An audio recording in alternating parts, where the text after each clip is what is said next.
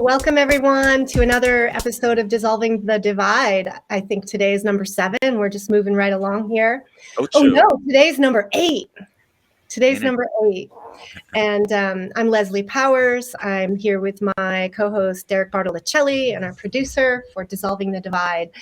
And we are endeavoring to explore dialectics, to dialogue on issues that create division among people within ourselves and between us.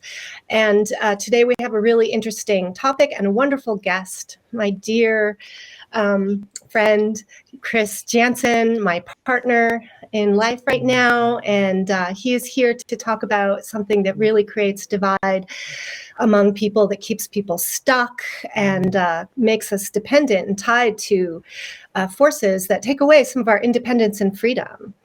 And so Derek, why don't you say a few words? Thanks. I get the honor and pleasure to introduce your partner, my brother man as well, and just being able to meet him as well, as I mentioned in our first episode, Leslie. We can even title that number 0, like the cosmic egg of, the nucleus of this whole entire project, Dissolving the Divide. But yeah, you might have seen Chris and I talk about, and trying to exemplify and explore what it means to be like a Renaissance man, asking about how that holistic living and pathwork is going. Out in Half Moon Bay, we even bowled a few rounds over there, and yeah, even met up with them in Reading. They got a lot of stuff going on with networking. Chris is weaving wheels within wheels of so much stuff going on, and a great mentor figure, pretty much. Even though he's a young ass, not even old man. And yeah, speaking with him, we're looking to be like 120 years old at least. He's been Wim Hofing it. He can hold his breath for like 10 minutes. And you might catch him at your local body of water, swimming in some frozen water sometime, maybe. You never know. So, Chris, I think I could drag this on for a long time, but yeah, I'm so glad to have you on, and really looking forward to, just incredible insight and energy that you bring to so many discussions, and have a well-rounded view and perspective on a lot of stuff through a lot of knowledge and integration of that as well. So, yeah, brother man. Yeah, thanks so much, Derek.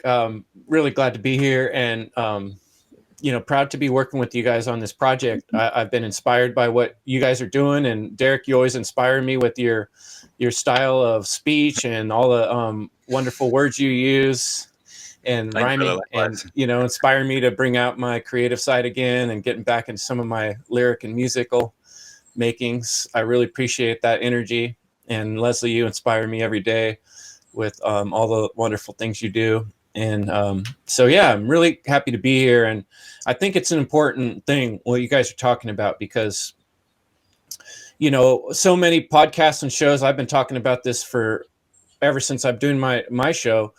People want to talk about the problems. They want to point out, oh, here's the problem in the world. Here's the conspiratorial aspects of it. Here's the evildoers, But ultimately, what do we do about all this stuff? It comes back to us and the responsibility of what do we do in our daily lives. And so really getting into the crunch of that is solving these divides. And these divides are what are creating the obstacles from the better world that we're trying to envision without evil, where we're not stealing from one another, where we're not raping each other's freedom around the world, and even in our own neighborhoods, and even in our relationships. There's a reflection that goes on by living in this caged world of slavery. We actually live in that in our own bodies and minds too, in a hermetic, reflective type way, as above, so below, as within, so without. If we're living in a world of slavery and we're still acting it out, that means we're still doing it to ourselves too. So we need to reverse that. And part of the way we do that is breaking down the psychology of what's really going on, the why, the inner why of our inner religion, and understanding what's happening there. And I think that's what you guys are doing. You're picking it apart, each one of these episodes, with people. What's dividing us? What's dividing our mind? What's keeping this two hemispheres separate and keeping them from, integrating and popping out that intelligence, Yeah, really well said, Chris. So you've done some thinking about what you wanted to, what divide you wanted to conquer today or explore, and I found it really interesting how with the thought process you had. So, if you don't mind sharing that a little bit and introduce your topic. Sure, absolutely.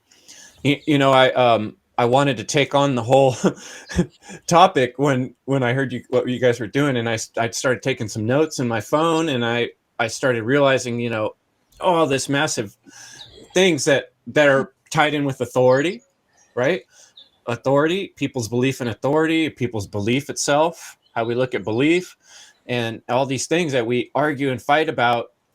But when I kind of like let it run through my brain for a few weeks, and I looked at my notes the second or the third time, I realized, wow, what I gave you guys in terms of topic ideas could have been a whole book, much more than an hour or two discussion. And when I really distilled it down, I'm like, what is the focus of what I'm really getting at here? And when I really thought about that, it's something that's been working through my mind in the past few weeks that I've been calling money-based decision making. And I've come to recognize that the real chains, the real bars of this cage we're in are made of money. And I did some episodes on my show, End Evil podcast. Gosh, it's probably been more than a year now. And I did 2 episodes that were called In Greed We Trust. And when you think about, the more I've reflected on this, each one of us, including myself, including every church people have been to, every institution, they all make money-based decisions over principle-based decisions. And that is going to continually keep us back from being in harmony with natural law, which has to do with understanding morality, objective morality. And if you're understanding and in alignment with objective morality, your decisions are going to be 100% principle-based, right? But none of us are quite there because we're so wrapped up in this money. This money is the sorcerer, the sorcerer's magic notes, and they have us bound because every time we want to do something, say, what holds me back from making my podcast bigger or doing it every day of the week or spending all of my time working towards freedom and trying to prevent children from getting kidnapped and raped? And, what keeps us from doing that? Well, because we got to make money, or we have responsibilities. What we call responsibilities are actually paying the government, its fees, or paying the fees to other people so they can pay the statist fees. Even if we're not doing it, it's still getting extrapolated through everything we do. So the biggest divide in terms of the physical, real world problems right in front of us, I think, are really money-based decisions that people are making that's leading them in the wrong direction. Yeah, very, very key point, Chris. I was thinking about the way money can exacerbate the inner divide by being such a source of stress, of survival stress, making money, working our tails off to survive, right, puts us into a more of a animal brain mentality where, we're in a fight or flight response, an imbalanced brain, right? So we have this inner divide that's money encourages. And then there's divide between people in social class, in what you have access to, what kind of health care you can get, what types of material goods, what type of freedom, how far you can travel, right? All these things that divide people has a lot to do with money. And, one of the things I covered when I discussed this in Greed We Trust presentations was money itself is not evil. Okay. Well, maybe that term, the way we've begun to term it, the mon-eye, we'll talk about that. We could, but some sort of form of currency, I think personally, in my thought process, is a natural progression of people working together. If we were cooperating, if we were all dropped on an island and we all were okay in a moral decision-based mindset and we were ready to start anew, eventually we would still come up with some sort of currency of trade for our time and labor. I think it would be a natural thing. It's like a natural thing to want to, if somebody does something kind for you, to want to pay them back, right? And That's the law of reciprocity, or the law of right. Gebel, if you will. Sharing. Sure. You know, it's as old as sharing. And if we decided, oh, let's start using these shells, clams. We used to joke about clams, me and my friends, instead of dollars. How many clams does this cost? If we were trading clams, that's not a bad thing necessarily. What makes it bad? And this is the way I've always described it in my mind. You originally, like, you think back to traders, maybe on the Silk Road, or some native cultures, and new people showing up in the land, and they're meeting up somewhere in a field, and they're bringing out the furs or the vegetables, and they're like, hey, I'll trade you these furs for these vegetables. People have always worked this out through time, and trade creates peace, actually, because if the people on one side of the mountains have the fur, and the people on the other side in the field have the vegetables, we need each other. We need your vegetables, you need our fur.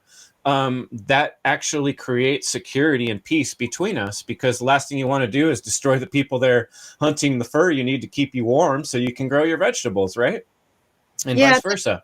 Like a natural economy based on interdependency and reciprocity. And there's with that a recognition that we all need each other and we're interconnected, right? Yeah, see, like the true organic symbiotic relationship amongst humans, and even like incorporating animals in a proper way, like, we're all brothers and sisters in a sense, not to the same extent, but you know what I mean.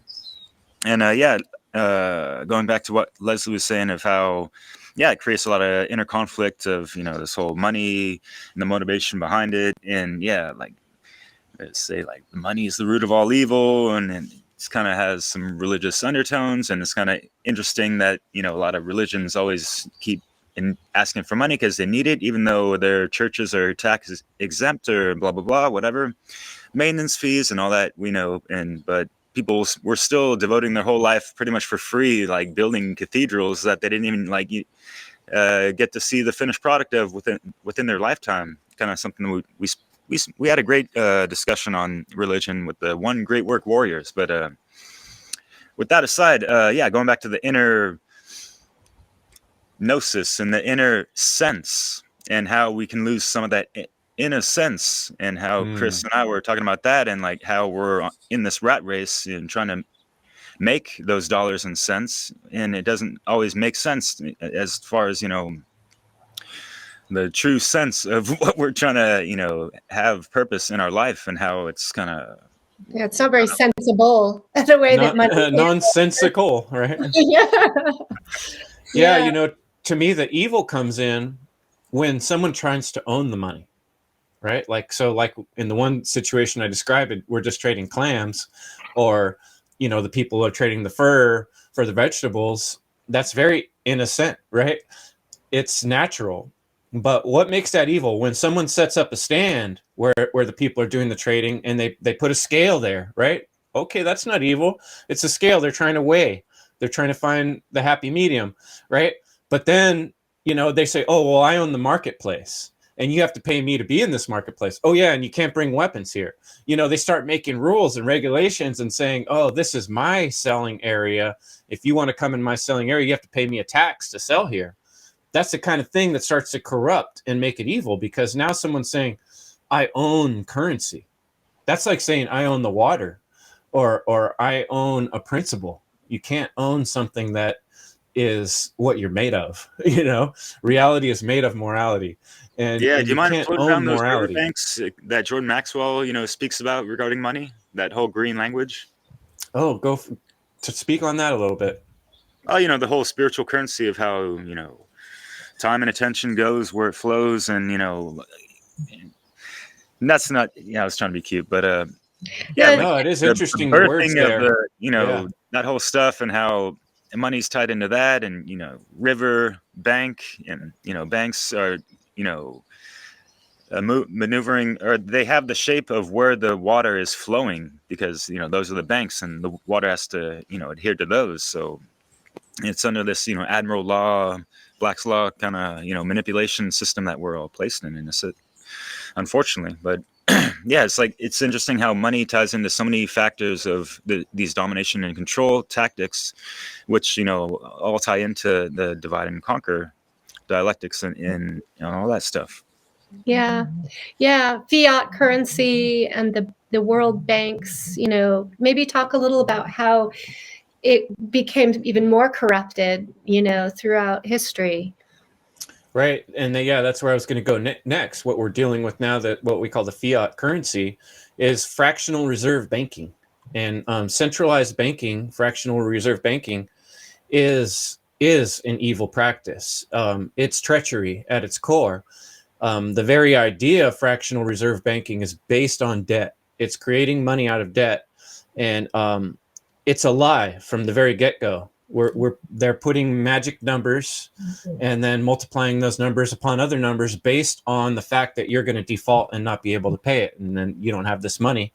And they're saying, oh, we have such, you know how it goes. It's like 1 for 7 or 1 for 9. If they lend out $1, then they create 700 magical dollars to lend to others, because you're going to owe them taxes basically on the original money that they lent to you. So it's all a system of evil debt, based on the fact that you're probably not going to be able to pay back as quickly as you want to, which is a pretty sinister when you think about it from the get-go. And when you look back at how that came about, it's an evil program. I really talked a lot about James Corbett's episode called Century of Enslavement, the history of the Federal Reserve. And he gets deeply into the work back to Jekyll Island and the work of G. Edward Griffin, who really broke the story for everyone about the original Federal Reserve and how it was created and how they pushed it through like this midnight secret session when other people were gone. And now we found out there's even this tie-in. I've heard about the Titanic, people on the Titanic being purposefully sent out to sea and sunk so they wouldn't be there to vote against this central banking, which took them 2 different go-arounds. Originally it was in the early 1900s when they tried to put it in, and then there was some pushback, and I think President Hamilton actually evened out our country's zero balance at one point to where we didn't have debt. And of course, they had to get him out of there and bring back in the centralized control, which goes back in history too, even further to when the original central banking was. It's really interesting if you look into the history of central banking and the way it's been used to manipulate people. Say that again. Rothschild and all them. Oh yeah, I mean the bankers have traditionally been for quite some time the people that have been the sorcerers behind the scene, pulling the strings. I'm sure there's a priest class behind them even, but the bankers are the ones that are out there doing the dirty deeds. Weren't the Knights Templar? Weren't the Knights Templar some of the original bankers? Right? You got it.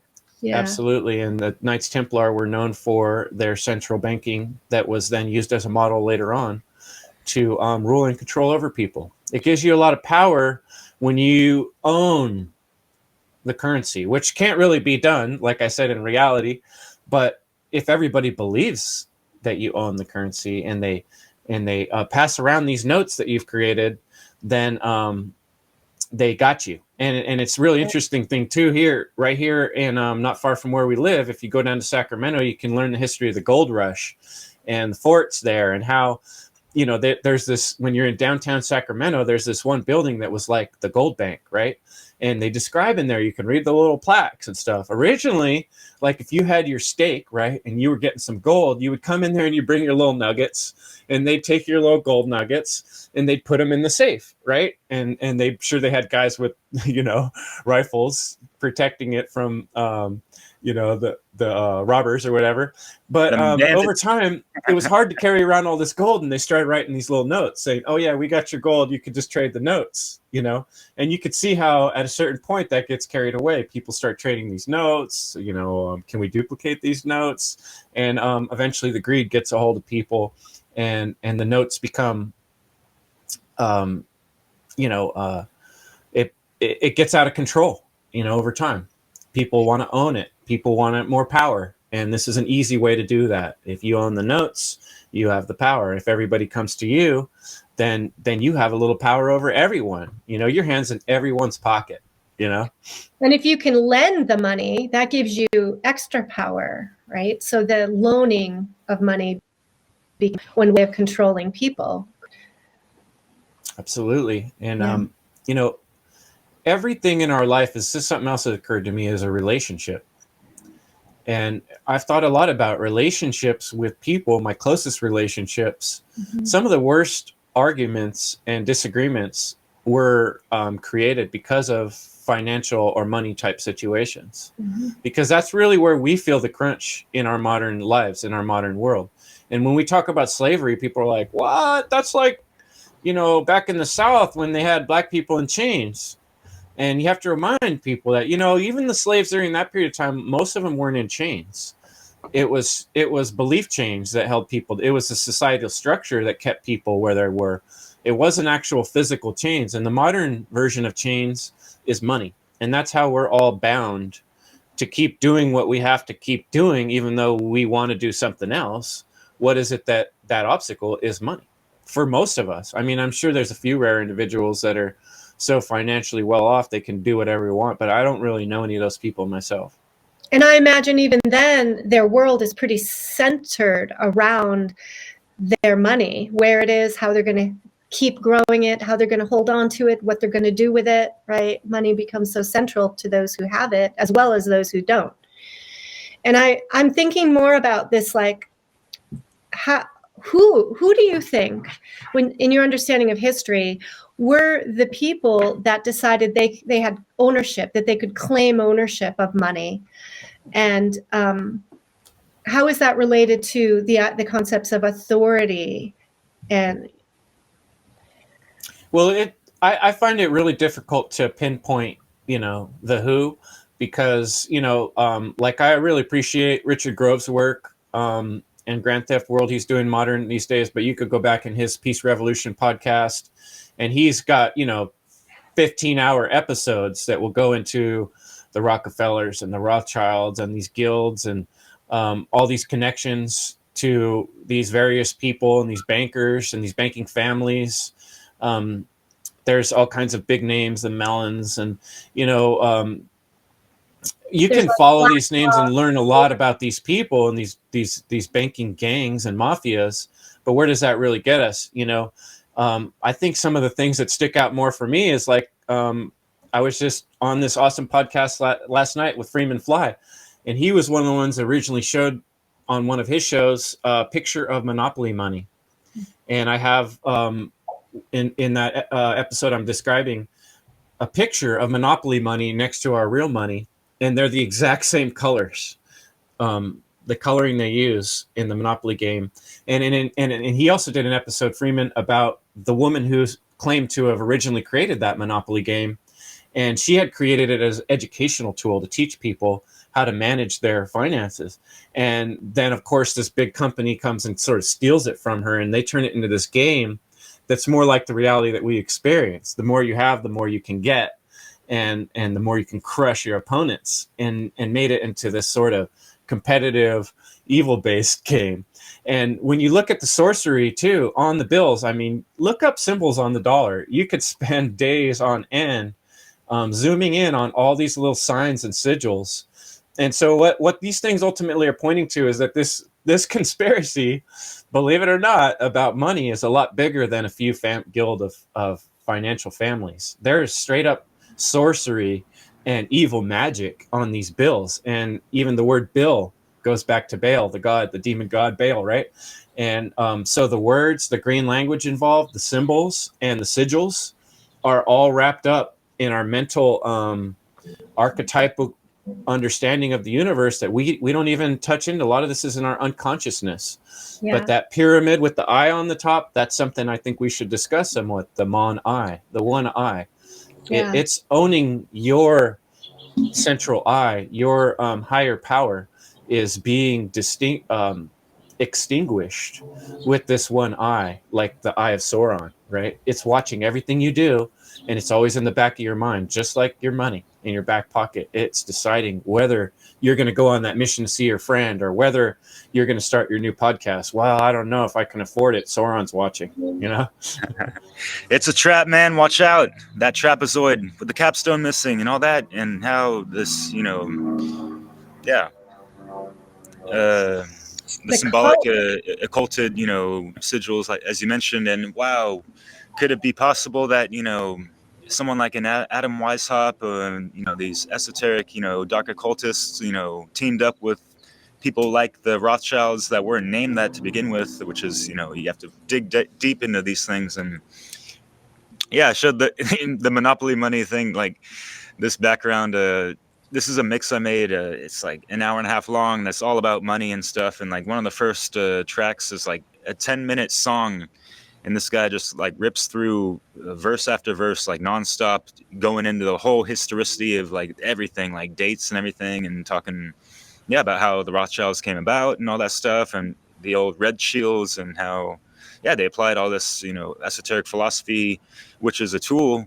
It is philosophy. It is knowledge. We can use it for good or bad. A lot of people, unfortunately, are using it in the wrong ways, and at the highest fucking levels, which is, why the domination and control continues as, I wouldn't say flawlessly, or as, successful as it has throughout the centuries, Yeah. So there's like clearly some way of organizing the world, right, through this world banking system, correct? That is part of that pyramid, right? It's like demonstrating that there's some controllers at the top that are orchestrating this tapestry that interconnects us through financial interactions, right? And, we may not know who's really at the very, very top, but it's clear that there's an organized system here, and that it is, as long as we are playing the game, that we are subject to the control, of those ups and downs, right? That are being sometimes fabricated, right? Inflation and depressions and things like that. We're like little puppets, riding these waves that I feel like are being orchestrated from these puppeteers. They control the money. Yeah, the language of symbols and archetypes is not well understood in our society. We live in a world where people are very indoctrinated into materialism, and just things are what they are. But when you look at the power of words and symbols, the old saying, a picture is worth 1,000 words, right? That's why people use poetry. That's why we have paintings, and you can have these amazing ideas and concepts related through, like, or a parable, right? These stories that can mean more. Well, look at that picture on the dollar there with that pyramid. The eye, the little triangle with the eye, is separated from the rest of the pyramid, and it's illuminated. So they're making this picture. The people that are putting that symbol out into the world, it's a sigil, is it has more than just one picture. It has words on it too, which we could discuss if you want. But I think the really key point here is that they're saying, our eye, we are part of this triangle that's separate from the rest of you. You're like the bricks that are just the mortar between the bricks that hold us up, and we're above you, and we have knowledge that you don't have. We can see far into the distance like the eye of Sauron. We have the eye. We're the one eye, and you're not. And that's what they're saying. You're just a brick in our pyramid. And I really liked Mark Passio's way of changing that symbol, and I wear his shirt often because it shows the pyramid with the eye taking up the whole pyramid. And they're saying, no, we're going to take back the eye. We're going to open up our third eye, and I am going to make my decisions because I have the responsibility to choose, and I'm not going to be governed by somebody else. And so really what I think of the equation this way: your time is your energy, right? That's given to you by the universe. When you're born into this body, you get time. Now, that's something we've all received as a gift. It's an opportunity. Your energy is your time, right? You can only have so much energy in a given day. You run out, you get tired, right? So your time and your energy are the same thing. They're equal. Your time in the modern world is your money. That's the way they're measuring your time. And you're being forced to say, oh, my time's only worth $30 an hour, or $20 an hour, or $50, whatever, putting a number on your time and saying this is all the value of it, instead of being infinite like it used to be before these sorcerers started quantifying it and saying, oh no, it's only worth this number. So your time, your energy, your life, that's your energy. And if someone's saying that you owe them a percentage of that, they own you. They own a percentage. That's like someone saying, I own your right leg for your whole life. Mm-hmm. Everything you do with your right leg is mine. Well, it's more than that, because they're actually raping about 50% of everything you do, your energy, your life force. 50% of your life force, of your whole life, is being stolen from you. And a huge percentage of that is being used to rape and enslave humans and children and trade them. Right. And suck their blood, literally. That's how terrible of a situation we're in. And they're doing it with sorcery, just like out of the movies. And people don't believe it because they think that's silly. Yeah. It's so interesting, the idea of what we value, and money is seen as what is valuable. Money gives us value. And then, you tie in the credit score. We have a credit score that's based really on borrowing money and going into debt that gives us a higher score, a social credit score of some sort that impacts whether we can get a house to live in or a car to drive, or, to have a rainy day fund sometimes, so it's related to our security. And, time, energy is what's really valuable. And this money's become like a proxy for our value, right? A substitute, a crutch. Yeah, yeah. And then you have the color green, there's lots more of symbolism on the dollar bill, or, if you want to share more. But I was remembering, there's some very deliberate choice of the colors, and green being the heart center, right? Care. So it's subconsciously, unconsciously, again, bringing this value, this love of money, right, through the heart color.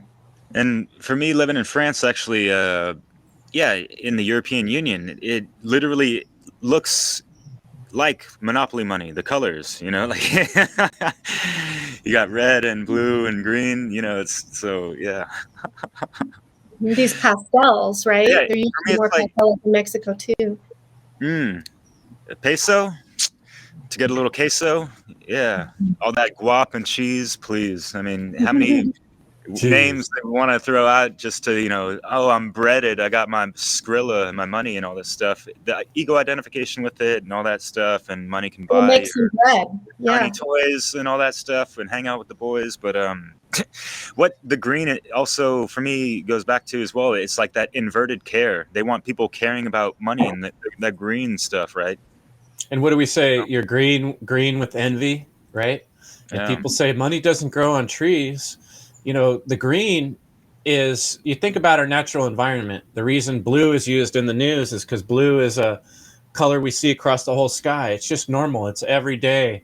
And so that's the feeling it brings apart in your mind, is something normal, something expected, something that's all around that we see as not dangerous, that we're safe and comfortable with. Well, green represents, think about all our sustenance comes from plants. Even if you're talking about animals, they have to eat the plants. The cows have to eat the grass, which is green, and that's why money and leaves on trees are compared, because it's like the current of our life is this flow of being able to grow the food, or the food growing and feed the animals that we whatever we eat. Our sustenance comes through this green current of or flow of sustenance. And when someone owns that, they're owning your very, it's like owning your blood, what flows through you. And every day, as we go out in the world, all of our choices and decisions are partly owned in the world we live in, which is scary, it's a scary thing. There's that water metaphor, our currency, our flow. It's sort of like the flow of life, to be able to keep moving, We need this currency, this money. I have a little quote I can share. My podcast is the End Evil podcast, and I based kind of the concept off this book, The End of All Evil by Jeremy Locke, because he did a really good job in this book in a few pages, in a short book, of just nailing down like a lot of problems in the world and a lot of this whole thing we're going through, humanity, that we're facing. And I like the way he puts things. He says, take a look at a generic historical example of the pattern of tyranny. A rogue thug gathers together a band of men to extort money from the people nearby where he lives. In his success, he plunders massive amounts of money and grows his gang into an army. He successfully kills the previous officers of law and enforcement, or subverts them through stealth, knowing that he can plunder more value in the long term if he leaves his victims alive. He implements a tax upon everyone in his range of influence. He draws borders, he gives decrees. Importantly, he promises his victims that he will protect them from all other thugs. His victims slowly become accustomed to his will and his lies.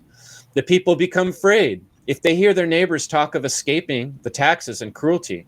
Soon they actively support the regime by targeting all treasonous speech and turning all deviants to the police. Originally called criminal, the thug is now called authority. He is now called law and order. That's Jeremy Locke from The End of All Evil. And it just sort of shows the progression of how this happens, and here we are in the midst of a long progression of people stealing from one another for generations, and people are born into that, and they accept it as just being the way things are, that, oh, we have to have money. What would we do without it?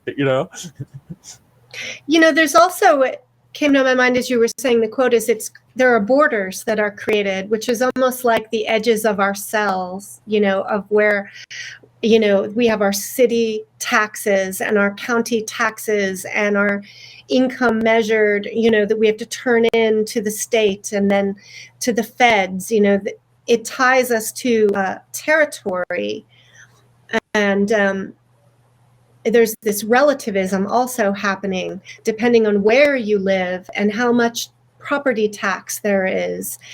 It's a lot of control. Yeah, land. You want to buy land. A lot of people's solution to all these problems is they want to buy land and move out on the grid. And part of me has been dreaming and working in that direction for years. But I also recognize that it doesn't solve the problem, because you're still bound in so many ways. They're going to come after you for taxes on your land, and if you don't pay them, they got more guns in most cases than most of us do. Maybe that tide will change at some point, but for the time being, there's a massive control system in place to make sure that it's not easy for you to really own anything on your own, right? But I thought it'd be good to kind of bring it back around to like our day-to-day lives and our personal choices, because I'm really critical in this way of people that are claiming to be religious, because I spent a lot of time in churches over the years, and one thing I came to recognize is, although compared to a lot of society, people that are churchgoers actually are thinking about morality and taking it seriously, and I really appreciate that, they're still making money-based decisions. When the council at the top of the church or the board of directors or whatever they call them get together and decide, are we going to put in a new sidewalk leading to the church, or are we going to put a new steeple on the church, they're going to go to the state and they're going to pay their taxes, and they're going to fill out their forms for their little nonprofit, and they're going to make sure that they have enough money in the bank to do what they want to do. And they're not going to go out and feed the homeless if they can't replace their sidewalk first. You know what I mean? They're not going to make completely moral-based decisions. They're always going to make money-based decisions. And I think it's few and far between where we're going to find any examples of anyone really in our society that's not being ruled by money-based decision-making, and that's truly making decisions from a moral point of view. So in terms of what we actually face in our personal lives is very similar to what I'm describing with the churches. Even though in theory I understand the philosophy of what's right and wrong, I'm still having a little trouble in the real world not being pushed into making money-based decisions, and who isn't facing that issue? Right. Right. Yeah. And those how we're being pushed into making decisions are putting us in conflict a lot of the times with our own values or our own desire of how we want to spend our time. I'm in lots of conflict all the time in these money-based, because I have to make money-based decisions to pay the utilities and pay the rent and buy the food. And so then I am losing my freedom to spend my time doing other things that I value, right? And how do you see us being able to free ourselves from this conundrum? That's something I've thought a lot about personally. And I think part of it is understanding value. Part of the problem is that we don't understand our own value. Mm-hmm. I like to point out that our body, our being, is like the universe 5.0 or 10.0 or whatever you call it. We're the newest version of reality's finest technology, finest organic technology ever created, in a way. I'm sure there's humans in the past that were bigger and stronger, but we have all history added up to this moment cumulatively, and we have access to all this information, and we have these amazing, valuable bodies, and yet we're being devalued by this current, this current of BS, right? And so part of it is recognizing our own value, and I think the way that's done is through relationships. Personally, often I've thought about what I call shit hitting the fan, right? Shit's getting real. And when 2020 came around and I saw this scamdemic, plandemic, corona crown of evil coming into focus, I was instantly aware that, okay, the next level is being unleashed here. Now we're heading towards Agenda 2030. They've, moved the plan forward. They've shifted the game plan, and they're tightening the noose. A lot of people are like, everybody's waking up. And I'm like, yeah, but we're still making money-based decisions. We're still making evil decisions. So there's no way we're going to cumulatively be heading towards a world of freedom. We got a lot of problems to work through that we've already got ourselves into this problem here, right? So going forward, I've thought to myself, okay, shit hits the fan. Shit gets real now. It's like I was even feeling it. Like I didn't want to go in grocery stores, and I didn't want to go in the bank because they were forcing me to wear a mask, and I was sick of fighting with them about it.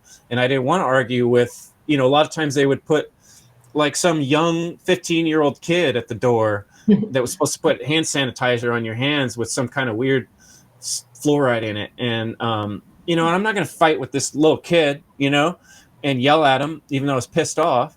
And so it was hard to get food. It was hard to go to the bank. You know what I mean? And I'm like, when I put my debit card in the gas machine, I always think, well, shit, all they have to do is turn that off, and I'm stranded, And what about when the flow of food stops? We keep hearing those warnings in the last couple of years. Oh, the food supply, Well, those things are haven't really completely happened yet. Prices have gone way up, but shit could hit the fan. It could happen slowly. It could happen all at once. We've seen other countries where overnight their money went from being worth 1,000 to 0, and people are going around with buckets of money to try to buy a simple thing. Overnight, we could be in a whole different world here. And what are you going to do then? You could have piles of money that's worthless, right? So what's going to matter then is your relationships with people and your ability to gather goods and trade goods, just like the old days I was saying, where you got to meet with people and trade the furs for. Can you produce something of value? Do you know how to do anything that's so valuable that someone would trade you money for it, or food? More importantly, you wouldn't need money anymore. Now money would be shotgun shells or cigarettes or corn or rice, And so working on actual real skills builds your own personal value. So the things that you're good at and that you've spent a lot of time doing in your life, it's time to really look at those things and understand the value of them and how valuable they are to other people. And then doesn't matter how good you are at growing food or collecting shotgun shells or whatever, you're still going to have to relate to these people that you're going to have to trade with. And if you have made good connections and networks with people and they trust you over the years, every time I go to Derek, say, hey, you want to meet at such a time, he shows up, I trust Derek.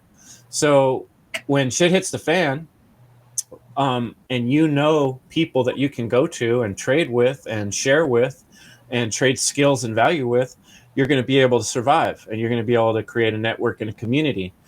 When if you want to stay dependent on the system, you're going to get sucked more into their world. You're going to be stuck in their digital credit card, which I can guarantee is right around the corner.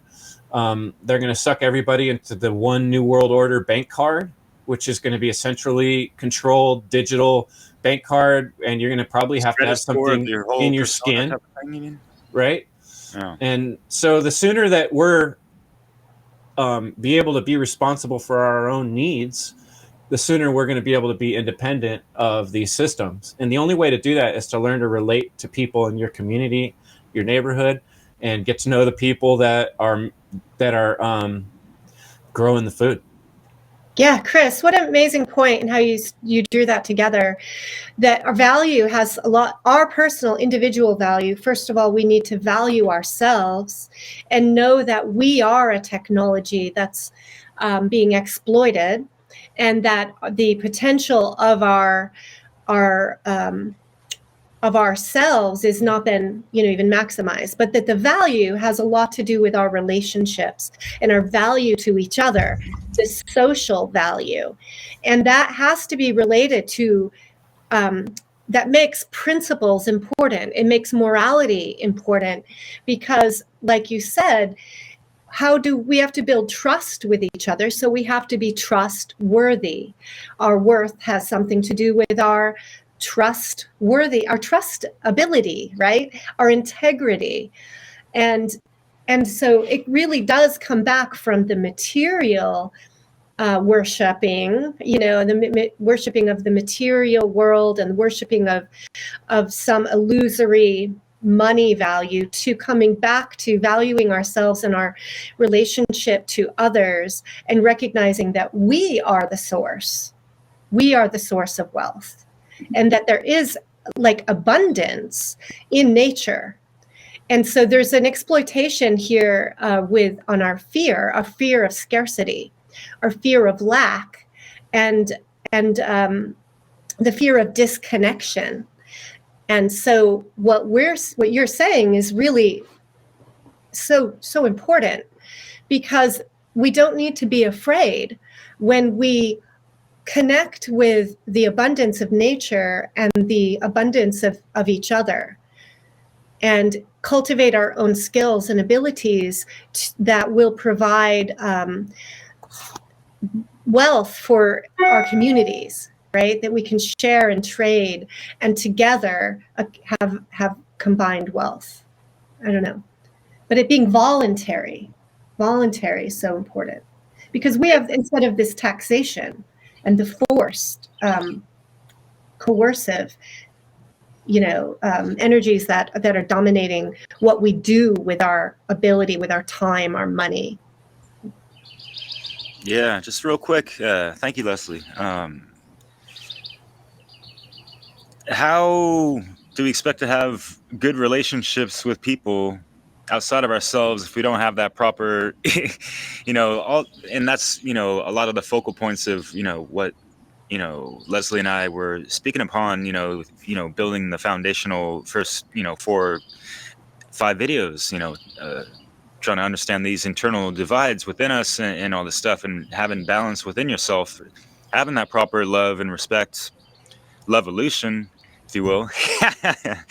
That's part of your solution to having a proper relationship with oneself, and that's just gonna, naturally, hermetically even, just mirror in reality to your favor. Like if people are, just sticking to proper principles and moral, objective morality, so yeah, Chris, I love that part of the solution, and it's hard for a lot of people to really rationalize these things, because we're so intertwined and like entangled by, you know, the nets, traps, and snares financially and all that stuff, and how that ties into so much of the fabric of life and all this shit.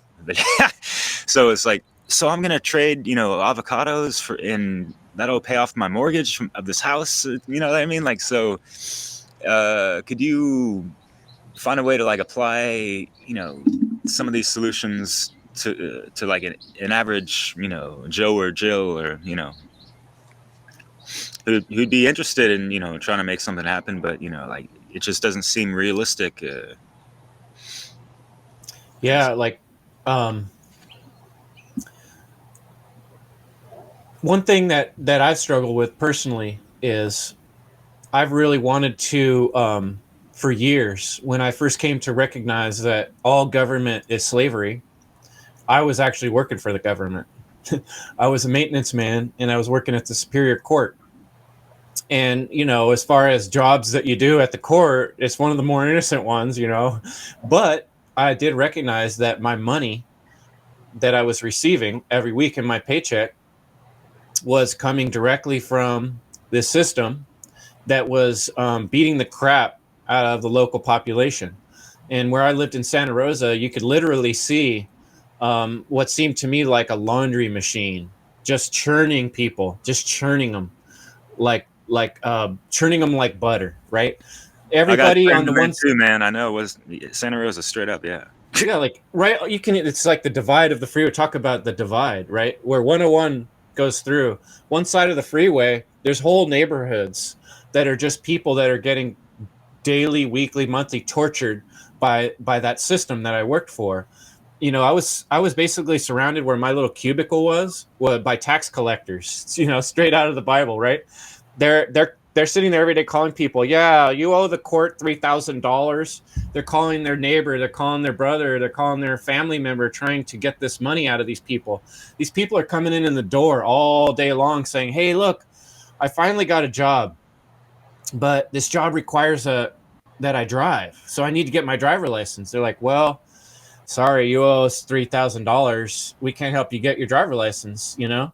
They're like, but the DMV said I have to come here and talk to you guys. They're like, well, sorry, you got to go pay them at least $1,500 before we can help you with that. Like, well, I need the job so I can get the $1,500.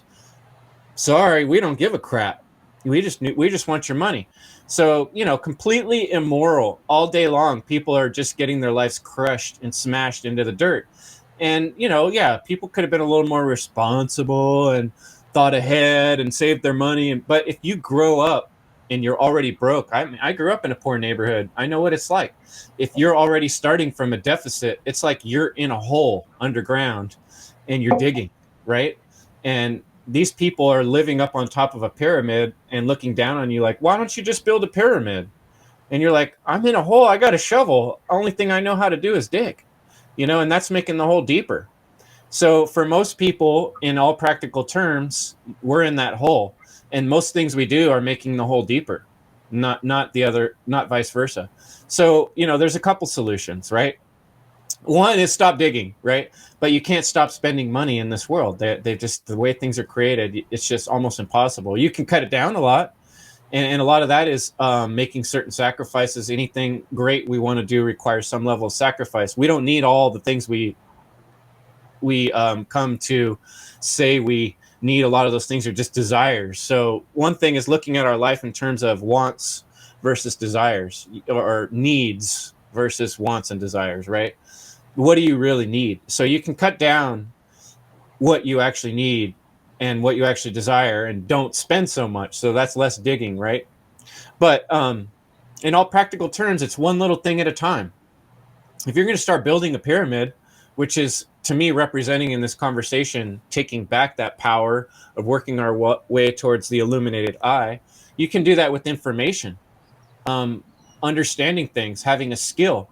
One of the things that's got me through, there's been 2, 3, 4 times in life where I've quit jobs. Like the court job I've talked about, where I said, I'm done with this shit. You know, I can't do this. It's giving me physical problems. The more I was thinking about it, it was actually making me sick to be in that evil cycle, especially when I'm listening to what on earth is happening every day and being surrounded by this stuff going on. you have to make a real life decision. So I quit that job, and it's one of the few times I've quit a job without having another one in its place. But what I had to fall back on is my skills, right? I know how to build things. I know how to fix things. It really doesn't take me that long. You could drop me anywhere where people speak my language, and probably even where they don't. And I could say, hey, I know how to swing a hammer, you know, I know how to fix that thing on your wall right there. I know how to make your door work. And people will find a way to pay me. In fact, people are usually pretty happy to pay me whatever method I want to be paid to fix things around their house, and they're willing to circumvent the government a lot of times in order to get things fixed. And what's funny is rich people that I've worked for, a lot of those things everybody's worried about, like masks and viruses, all went out the window when they're getting their fancy cabinets put in or their door fixed. You know, all of a sudden they don't care so much about all this stuff, you know. So if you have some valuable knowledge, the illuminated eye, you're illuminated. You illuminate yourself with information and knowledge. You make yourself someone who has some skills and knowledge that people need. That has value. And if you reinvest your time and energy into that, you're building your pyramid, and you're not digging your hole anymore. So it's not necessarily always like, yeah, I do recommend cutting up all your credit cards and saving up cash instead, or getting into Bitcoin and Monero. I think those are wonderful, awesome things to do. But those aren't really the spiritual solutions. The spiritual solution is building power in yourself by becoming knowledgeable of the actual situation in the world and understanding what the hell is actually going on, and understanding your true value, which is your ability to relate, communicate, and provide value to other people around you in your community. Yeah. Yeah, I think it describes levels of attachment. What are we attached to? And, you know, when we're born, you know, as an infant, we develop an attachment to the caregiver that provides us sustenance, that provides us security. And we attach emotionally to that object, right? The caregiving object as the provider of our life sustenance, right? It keeps us alive. And so we have to look at, you know, the types of attachments that we've made to things like money, or you also say dependency, right? Yeah, dependency, and it's an emotional dependency and attachment, and we think that we need it for survival. So we just kind of move our attachments from people into to the object of money, in a way, and the material accumulation. And we start to think that that's what we need in order to be happy, to survive. But the truth is, we don't really need that. That's sort of an illusion created through this habit, you know, generations. And so how can we detach, right? We want to think about detaching, and like you're saying, almost build up separately a new economy in our own mind, and with different attachments. So those could be learning about what has intrinsic value. You know, you are being a carpenter is intrinsically valuable. Ability to grow food, to forage, to build furniture, to get along with other people, you know, there's all sorts of things that have intrinsic value that we can then start to separate from these tangled webs that we're entrenched in. So I'll share real quick one little video that caught my eye several years ago was of Mark Passio, and it was like it was something about immoral trash, right? And I start listening to it, and he's calling people that work for the government immoral trash, and I'm like, oh man, I don't like the word trash. You know, and I having my own little triggering around that, but I'm like, okay, let's listen through that emotional reaction. Let me think about what he's saying, that the government is ultimately enslaving us. It's slavery. And if we are putting our money into this system through our taxation, when we are working for the government, then we are participating in this immoral structure, and therefore it's we're immoral on some level. So I started thinking about my own life, and I'm like, well, I don't really, I don't work for the government. But then I'm like, oh, but I have a professional license. I have to pay the government in order to have the privilege of being able to do my job and to use letters after my name. And they tell me what I can and can't do. They tell me I can't work with someone outside a certain parameter of a boundary, a territory. And I receive insurance, and some of that insurance is government insurance. And I started to realize all the ways that I'm connected to these power systems. And so it became a goal for me to bit by bit detach from that interaction. So to stop working in settings that are dependent on federal money, to stop being dependent on government insurances, to build up ways of having income that don't rely on a state license, and you start to realize how complex the web is and how difficult it can be to pay your bills while detaching. But I think bit by bit, doing your best to find yourself in an independent place and then building relationships with other people in this new way of creating this social value and social economy. Any comments on that? Well, earlier you mentioned trust. Mm-hmm. And one thing that kind of reminds me is I had this really interesting experience when I was 19, 20 years old. I joined a volunteer service, and I wound up in Western Pennsylvania in this little town. And this little town right near the camp where I worked at was called Hooversville. And it was this tiny little town. It had one grocery store and one little gas station and one little bank. And it was called Bank and Trust. And that's what banks used to be called. It had this real old-fashioned sign, Bank and Trust. And that's what banks used to be, is trust, right? And if you think about that, what is it, like I was describing before, in a trade situation or that creates peace and security and the ability to thrive, right? Is trust. We trust one another. And these guys are calling themselves trusts, right? Trust us. But they're not really very trustworthy. How many times has the banking guilds pulled a quick one on us? And, they all work out okay. In 2008, I lost, my whole life savings in a house I was working on because of partly all the shenanigans that were happening behind the scenes with these banking people and lending money that didn't exist and calling it something it wasn't, right? And then they all get bailed out by big government, but people like me that work their ass off trying to, make a couple bucks for their family, we lose out big time. And so to build trust, we have to have relationships with people and be consistent.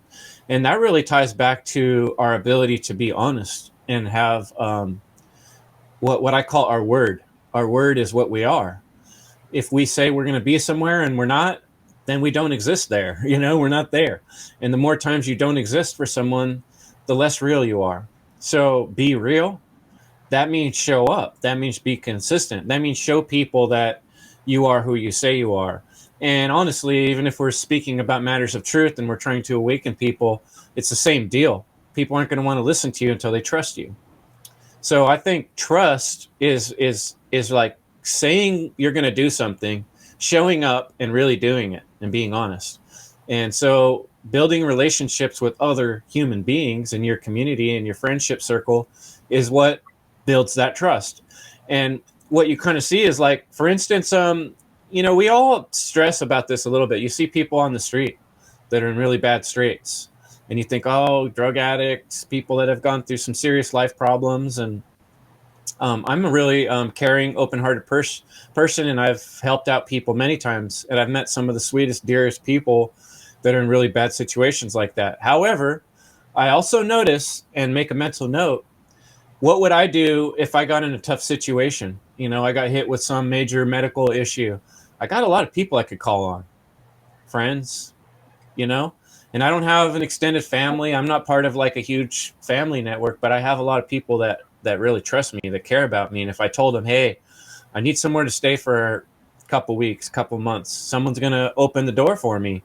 In fact, that just happened to me when I moved to Santa Rosa. You know, I had a friend who took me in, gave me a really good deal on rent, and he still would open his house to me if I called him, because when I lived there with him, I paid the bills and I helped him take care of the place, and I left it neat when I left. You know what I mean? So the little things are the big things. How we build trust with people is, when you go to eat at someone's house, do you just leave your plate on the floor and drop your garbage where you were standing? Or are you a polite, kind person? You go in and wash your dish and tell them thank you for giving me some food, and maybe even wash their dish too. And they go, oh, that's somebody I can trust. That's somebody I would invite over again, right? You need to build that trust with others. And it's also within yourself, of knowing that you have the confidence that you deserve value because you do good things, you know? So I would say trust is my answer to that question. That's great. You know, isn't it interesting that on the bill, the money, it says "In God we trust." Why would it say "In God we trust" on money? Isn't it? Because they think money's their god. Well, they're creating a false god is what's going on there. They're not talking about God that we're talking about. When I'm talking about God, I'm talking about reality itself, morality. I'm talking about natural law. The very essence of what reality is made of is an invisible force of moral justice. But they're not talking about that. They're talking about, when they're talking about God, it's like their little G. They've created a demon. They've created this capstone of illuminated eye, of Sauron's eye, that reigns over you. And their God is their ownership over your choices. And that's really what it is, your little daily choices, like we were saying. You know, I'd rather go for a hike right now and enjoy nature and spend some time with my girlfriend, but I need to make some money today. So instead, I'm going to go to my slave job and I'm going to do what I have to do, even though I don't really like it. It's not really where I want to be right now. What does that send to the universe when you're consciously choosing to be in a moment of doing something that you really don't want to do over something that you would really love to do and that would be enriching and fulfilling? And making that choice over and over and over, what kind of message does that send to reality and out into the universe? It sends a message of submission, of giving up, of being bound to something that owns you. And that's what it is, to bind, just like religion. Religare is to bind. You're bound, you're tied to this money in your pocket and these bills, this bail. You know, he owns you.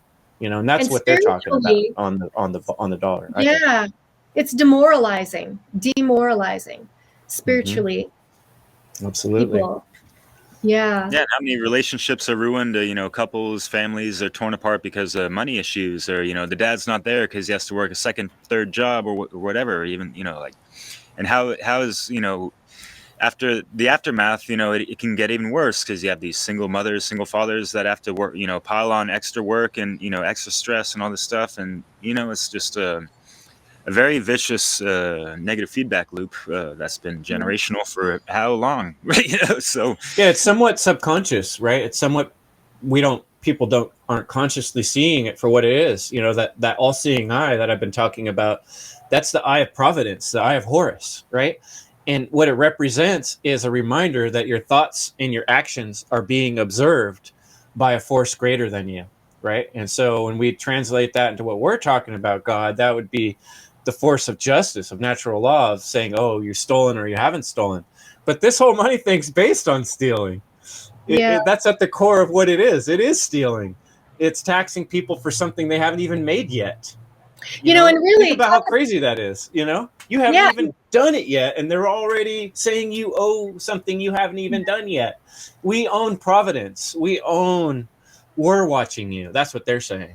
Well, and talk about trust. People are putting just blind trust into the money system, into this digitalized banking world. The more that we turn away from cash and trade, and we're dependent on the digital money, then the more vulnerable we are to having our world shut down, you know, and being obligated, in a sense, to do what we're told and make us a victim to the authorities. And so the belief in authority and the fear of authority is very tied in here. People pay their taxes because they're afraid if they don't, something bad will happen to them, that their security will be jeopardized. So I think it's important to really talk about the belief in authority and how it relates to this perpetuation of this money system that exploits us. Absolutely. And, real quick on that symbol, just a little bit more, it ties back into what I'm talking about, like being a tradesperson, right? The Freemasons, their symbol, if you look at the Freemason symbol, it's the eye, right? Inside the square and the compass. Okay. Well, that eye in Freemasonry, they're talking about the great intelligence. If you look at the roots of Freemasonry, part of the whole deal was these Masons were people that had knowledge to build pyramids, right? Not many people have this knowledge of how to do this, how to cut the rocks, how to put them together, the mathematics, the Pythagoreans, right? This was secret, alchemy and hidden knowledge that not many people had. So if you had this secret hidden knowledge, you were a little more free than other people. So you had the ability that the Masons could travel across borders that other people couldn't go, and that's why they were Freemasons, and that was why they were able to carry secrets from one place to another, because it was hidden within this guild of having the knowledge of how to build things brick by brick, how to make things. And so when we right there within that symbol is partly the key to unlocking the door and escaping from this hole and build our own pyramid. If we have the knowledge of how to build our own bricks, of how to make things, of be like the Mason, in other words, have knowledge and know things that other people don't know and know how to do them ourselves, then we have this power, to get out of that and not be controlled, So sorry, Leslie, that was like, I was still kind of finishing that whole thought with the pyramid. Ask your question again, because I know that wasn't the answer to the question you asked. No, that's fine. Yeah, I was just thinking about how we really can't talk about money without talking about the belief in authority. And that the belief in authority is very tied into people's cooperation with these money systems and the taxation and the licensing and the everything. You can't make money. That's where I was going with that. Like, even if you know how to make a brick and you could sell a brick and get some money for that brick, sorta, you're getting close, right? But in this realm, we can't if we print our own money, they're going to come after us. They're like, no, that's ours. They own it, right? That's what they get to do. You can't be the author of your own story. They're the author of our story. They own the story, and that's what the bill is. The bill is telling you the story. It's got all these pictures on it. It's telling the story for you, the Monopoly game. And so you're in the rat maze and trying to build up enough cheese inside of the rat maze to manipulate the other rats around you. That's not getting you out of the maze. Doesn't matter how much cheese you got. You try to build a pyramid of cheese, the other rats are going to eat it out from underneath you, and you're still in the maze, So you got to be on the wheel too, Hamster, a lot more wheel, amazing than that, right? To get out of that wheel. Yeah. The wheel of cheese. Yeah, Chris, well said. And yeah, it's important to understand, the etymology of, certain words, especially, you mentioned religare for religion. And just, wow, what you were just talking about with, before you said the rat race. Oh yeah, authority, author. And who's writing the rules and on what pieces of paper and all these bills. Who's writing our story? Who is the author of our story? Yeah. Yeah. It's often occurred to me too, like, talk about money-based decisions. How many times when paperwork overrules the will of a human being? And think about how scary that is. Like I was saying, the newest, most awesome technology of the universe. I'm the emperor of this domain, of this body, right? And I have these amazing skills. I'm a moving, autonomous, way better than a machine. I think I have a soul, I have a will. And yet a piece of paper can tell me whether I live or die, or whether I have the right to cross a bridge, or whether I have the right to eat something or not eat something, or put something in my body or not. And somebody else is going to come along and say that they can hold their weapons on me, or they can lock me up because their piece of paper overrules my will as a divine being. Think about how ridiculous that is. Think about if you were an alien from another planet that didn't have money and didn't have authority, exterior authority. They would be like, what the hell? You mean that little green piece of paper decides your fate? Why would you let it do it? It's just a little tiny piece of paper, with a bunch of numbers and letters and symbols on it. And that's more powerful than your divine, amazing technology of creation of your willpower and your mind and your soul. How silly is that? That we allow ourselves to live in that ridiculous dream. It's a dream, and we're going to wake up from it, but it's going to be a painful process for a lot of people. Dream or more of a nightmare? Yeah. Some people have these wild dreams, pipe dreams of, making it big, being famous, money driven, of course, type of thing, but yeah, these are just programs that, and yeah, there's always these, wise proverbs that, people love to say from all walks of life of, oh wow, I completely forgot, but yeah. We're entrapping ourselves, right? Through our decisions, our materialism, in getting ourselves more deeply entrenched and entangled into this web of money dependency. So the freedom really comes from detaching and finding alternative ways of interacting with each other, where this holy dollar bill isn't the God, that we trust in. Thomas Jefferson said, "For I have sworn upon the altar of God eternal hostility against every form of tyranny over the mind of man." And that's exactly what the money in our world is the biggest tyranny over the minds of men and women.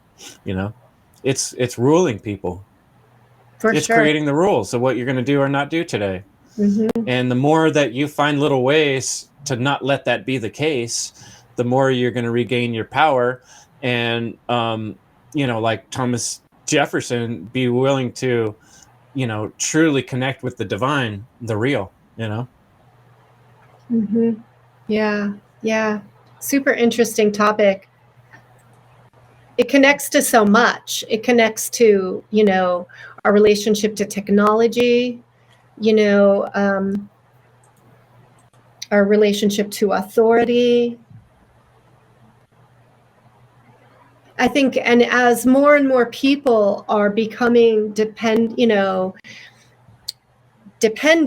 on money and technology, then there's fewer people that have those intrinsic survival skills. So a lot of people, they're probably very panicked by the idea and not like it at all, because they don't know how to survive outside. They don't know how to grow their food. They don't want to, Yeah, that's part of the scarcity-based mentality. The reason people are in a state of scarcity is because we're ruled by fear. And some people will say that fear is also the root of evil, just like people will say money is the root of evil. And I would disagree with both of those statements. The root of evil is neither of those things. The root of evil is stealing. It's taking something that's not yours or giving away something that isn't yours to give. It happens in the mental, psychological realm.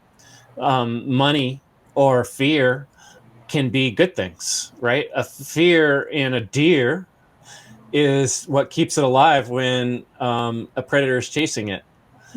Fear of a car is what keeps me either wearing a seatbelt or walking in a crosswalk and not just jumping out in the road. Fear is a motivator to keep us alive and to help us thrive if we use it properly, right?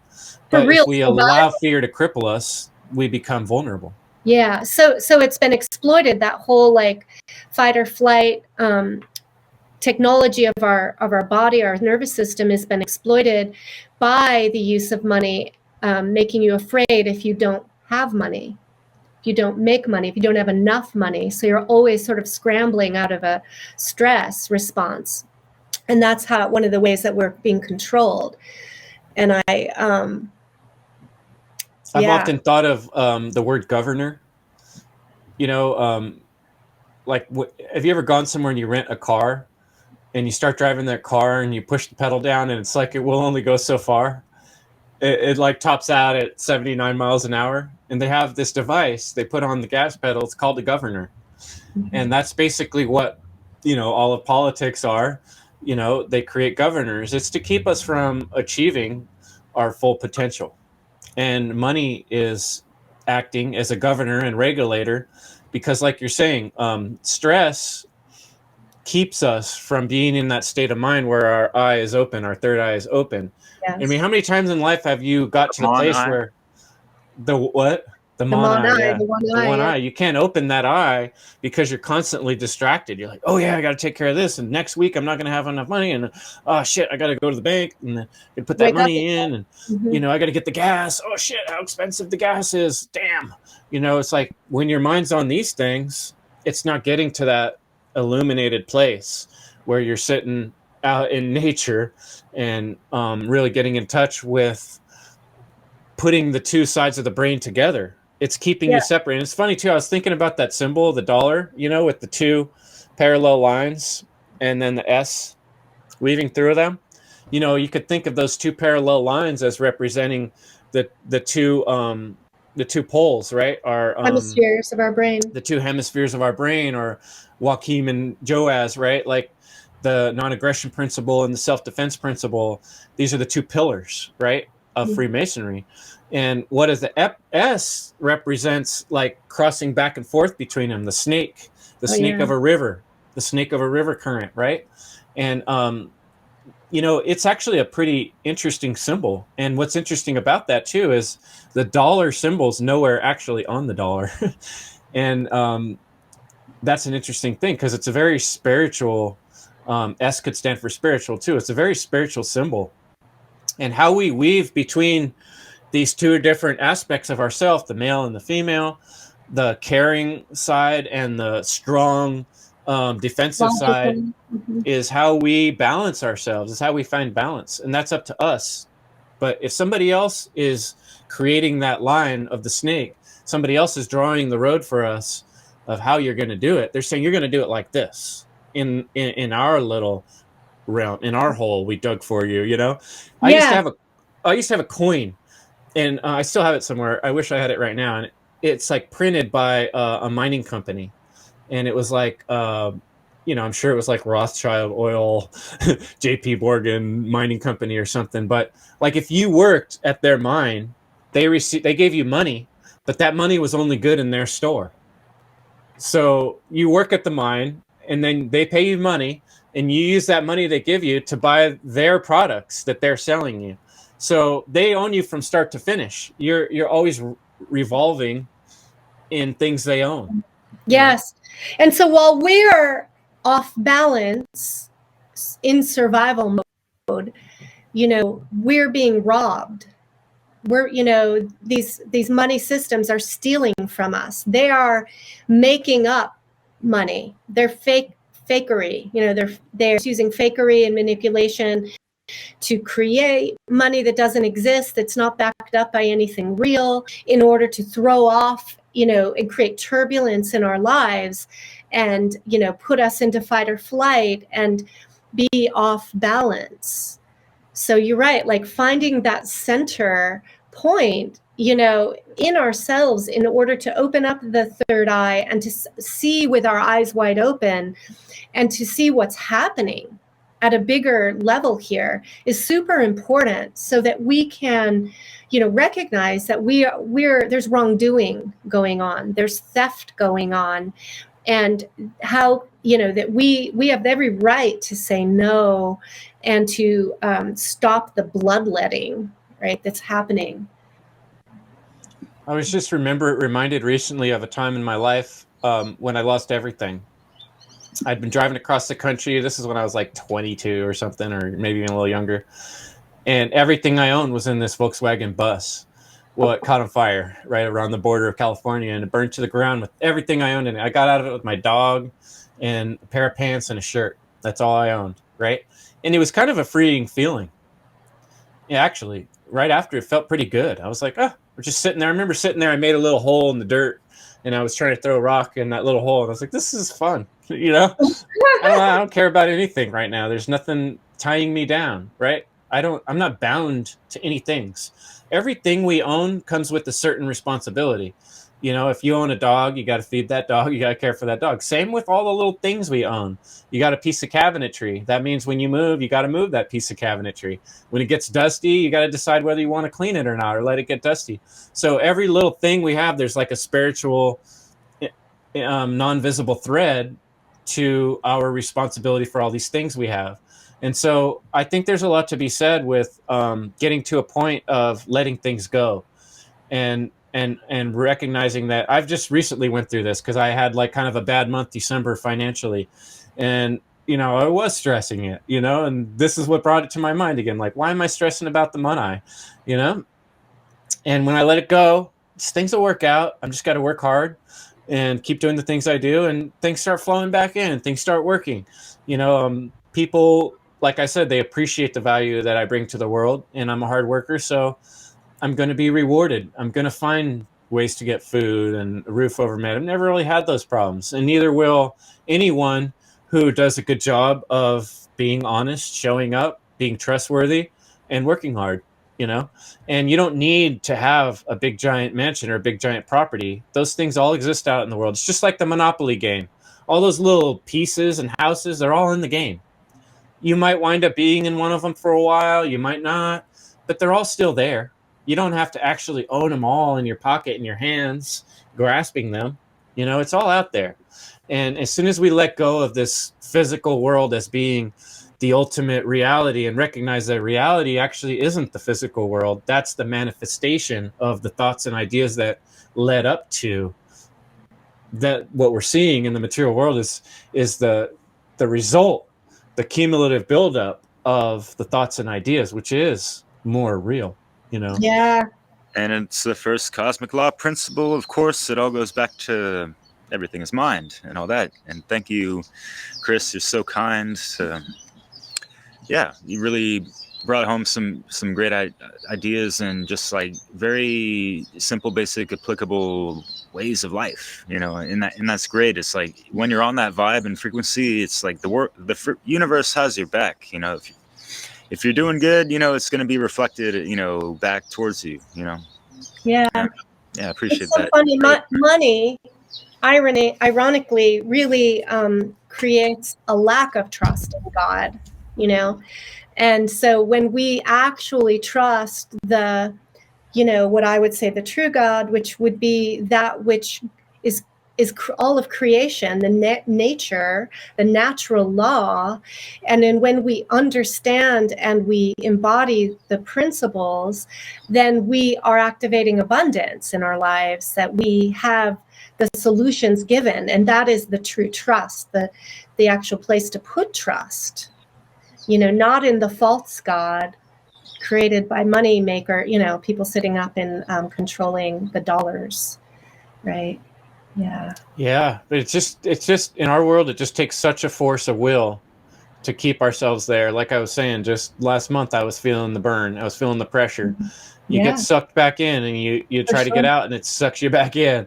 So it's an everyday ongoing practice to have the will to separate ourselves from that mentality that everybody's stuck in, making money-based decisions. And I think just that term, money-based decisions, is a good one for people to get into their heads. What God do you really want to believe in? What God do you work for? Do you work for the God of that green bill or those numbers on that screen? Or is your God one of principles and the reality that we actually live in? Yeah. How are you making your decisions, right? And what is the true value that you are demonstrating through your actions? And we can ask ourselves that every time we spend money and we make decisions about our material dependency and what we're attached to. And I think, the reality is, in my lifetime, I'm probably still going to be, having to make money and survive, to some degree with this. But that doesn't mean that my mental state is connected and on that. There's a flexibility that's needed about what is important and the comings and goings of money, right? Like you said, you might have a big house for a period of your life, but you might lose that big house, and you might have a cabin, you might be, and all of that is really okay, because that's not the definition of your value or the value of life. It doesn't define you whether you are a success or a failure either, which has been tied into money too. Like, to be a success, you got to make money. We need to question those beliefs.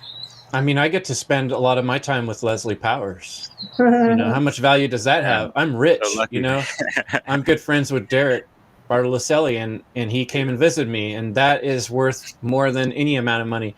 When I call my daughter, I slept on your couch, thanks for. Yeah. I mean, those things, I'm rich. I have relationships, and my kids love me, and I have friends that I would die for, and they would die for me, I would imagine. Like, that is worth more than money. That is, I'm rich. I'm rich beyond measure. The knowledge in myself of what I've gained in these years of experience that I can share with others is why I spend the time doing these things. Leslie and Derek and I aren't getting paid for being here. I always forget to even ask for donations. I've probably got, maybe $250 in 3 years of the few times when I've actually asked for some donations, and a few people have kicked me down a little, and much love to those people. So appreciate it. But that's obviously not why I'm doing this. I've spent hundreds, probably thousands of dollars getting the equipment to be on here and to spend my time and energy doing these podcasts. And missing out on those thousands of dollars you could have been working to make money, for example. You know what I mean? Like, as you mentioned earlier. So we make these choices, right? Every day it's an exchange. These are enriching choices. Like, this experience is enriching to me, Absolutely. and brings value to my life. And the time that I spend with friends and with people, in this great work is very, to me, it makes me feel rich. And so a wealth of knowledge. Yeah. The wealth of friendship. There's so many different, it's a pivot. It's a mental pivot. Like you said, Derek, the power of mind, and not being mine, which is what money kind of creates, the mentality of this is mine, right? We're talking about the opposite of sharing wealth, and recognizing that the wealth comes from within and between us, and our richness of our heart comes from a different source. Yeah, You know what really? Go ahead, Derek. Are you sure, man? Yeah, I was just gonna rewind it back because I really loved your analogy with the whole monopoly stuff, and it's like everything's there and it's all in the box and everything. And I wanted to add in, but I didn't want to interrupt your flow of just like everything there is temporary. Like, even this life, in this incarnation, it's temporary. We are eternal souls, and so yeah, all this wealth that we're doing, within ourselves, that inner work, and having meaningful relationships and doing meaningful work, and we're having our own magus opus of our own selves, and trying to evolve and betterment for ourselves and ripple that out for others, and just like staying attuned to eternal principles as well. I mean, that's some serious spiritual wealth that just carries on for eons. Not this paper fiat money that isn't worth, the paper is printed on, all that jazz. Yeah. So this is great conversation, and it's a kickoff for so many topics, I think, that will continue on in our show here. I wanted to tie us up, wind us down. Chris, maybe you could share any final thoughts you have, or a summary of what you think is most important for people to take away on this topic. Yeah, there's a wealth of knowledge in this conversation. And I think the real challenge for each of us is just, I would say, going forward, if someone's listening to this and they're thinking about the takeaway, is just really having this be part of your consciousness daily. Which decisions am I making, and where are they based? Am I doing it out of fear, or am I doing it because, based on what I see as right? And a lot of these decisions aren't just what you buy, they're what you do with your time. Your time is your money, you know, and your money and your time are your energy. It's all the same thing. There's really no difference. Not much, you know? Yeah. And so, how do you spend your time and how do you spend your energy? Does it make you feel good? You know, it really gives you joy, being grateful. And when you do something for someone else of generosity and you give something away freely with no strings attached, there's very little in life that will bring you the joy and the feeling of being lifted, you know, than doing those things. It's helping people, doing things that are truly caring, that you know deep down are for the best. I remember one time when I was really young and I knew my dad was struggling financially, and I made a little bit of money on this little job I did, and I put, I don't remember, $20 or $50 in his wallet, and never told him I did it, you know? And that feeling still makes me feel good about myself. You know what I mean? So give freely, live each day with lots of gratitude and thankfulness, and you're going to receive abundance. And you're going to recognize that riches and wealth are really things like knowledge and relationships, and that confidence within yourself, that you know you can figure it out, that you have the resources within yourself to create wealth, which is more about relationships and connections and networks than it is about these green evil bills or digital currency, you know. And yeah, shit, get some Bitcoin and Monero too, but you know, I'm all for that. But you know, I'm talking about the spiritual currency here. That's really where I like to go. So check out endevil.life. And as far as building a network, go to chrisjantzen.com. That's JANTZEN, and sign up to my One Great Work Warriors newsletter. And there's going to be opportunities there to get involved with the Warriors, the community we're creating. Derek's part of the core team, the One Great Work Warriors, and we're going to be nurturing a larger community of people. Right now, we're using a Telegram chat. So if you, I'll share my link tree maybe in the notes, or if you look in my work, you'll find it. And let's work on building our communities and our second realm. Yeah. Great. Well said. Yeah, I love to be a part of this. Really, I really appreciate everything. Yeah. Thanks, guys.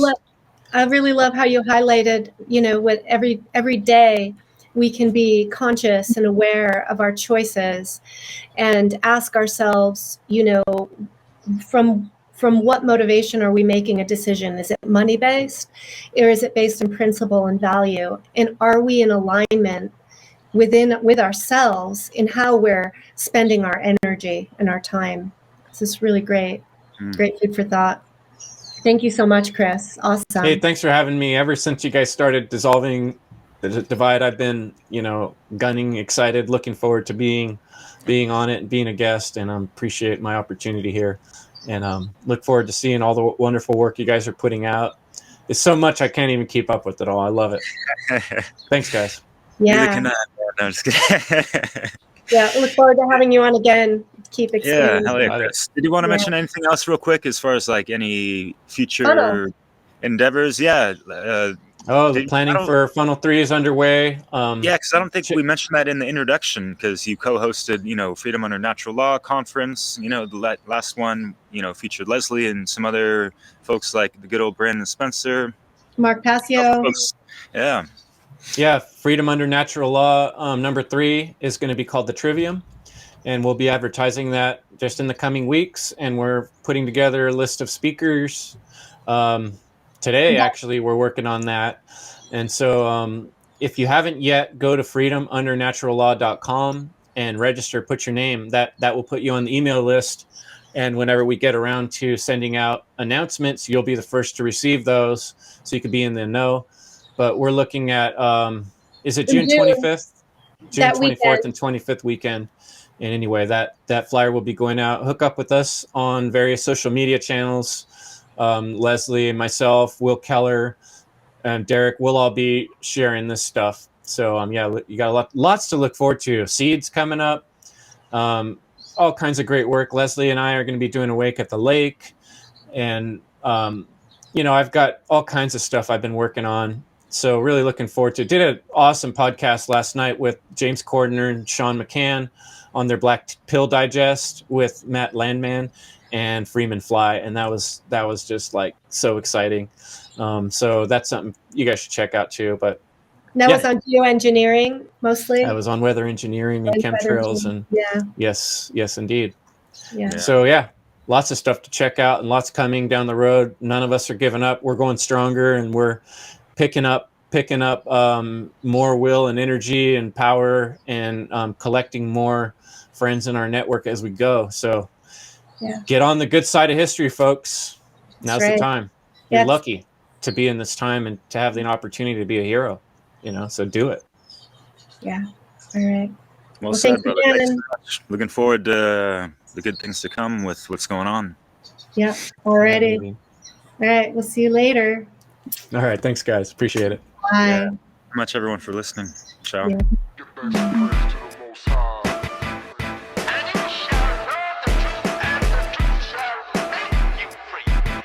In Europe, a man by the name of Rothschild, who claimed to be Jewish, made this statement. He really didn't care who was king or ruler, as long as he controlled the land. There's 3 types of money that are recognized globally. One type's real and the other 2 are phony. Let's begin with the real and expose the fallacy, concluding with a timeline of our economic reality.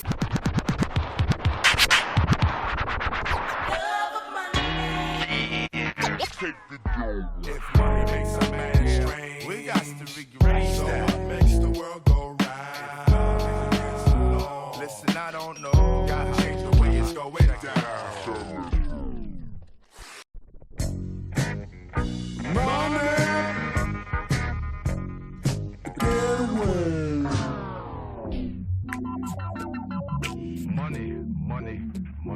Money. Do not tamper with natural law.